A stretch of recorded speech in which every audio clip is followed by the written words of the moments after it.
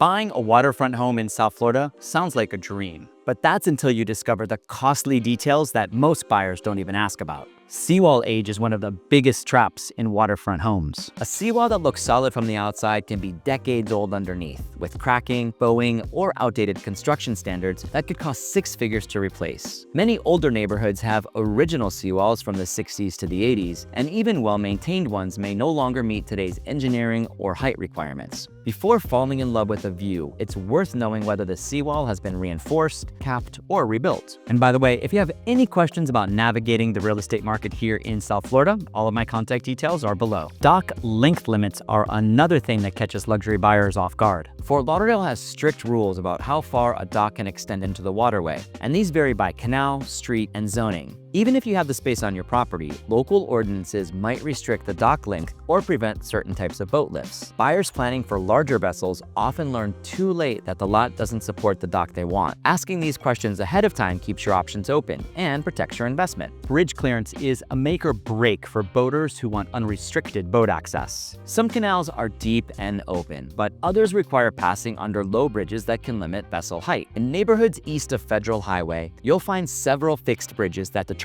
whether you can take out a sport yacht, a flybridge cruiser, or only a center console. Understanding these limits up front ensures the home actually works for your lifestyle and boating goals. Flood zones play a major role not just in safety, but in future cost. A waterfront home may look secure, but specific FEMA flared zone classifications can impact everything, from required mitigation to insurance pricing. Homes in lower risk zones often command a premium for the reduced long-term exposure. Knowing the difference between zone AE, VE, and X can dramatically change what you pay over time and how the property performs during heavy weather. Insurance is another layer buyers underestimate until they start getting quotes. Waterfront properties naturally carry higher premiums, but age, elevation, seawall condition, and roof type can all shift those numbers dramatically. Some carriers have pulled back from the coastal areas, which makes shopping coverage even more important. Having clarity on likely insurance costs early in the process helps prevent surprises once you're under contract. Canal depth is one of the most misunderstood but crucial aspects in purchasing your waterfront home.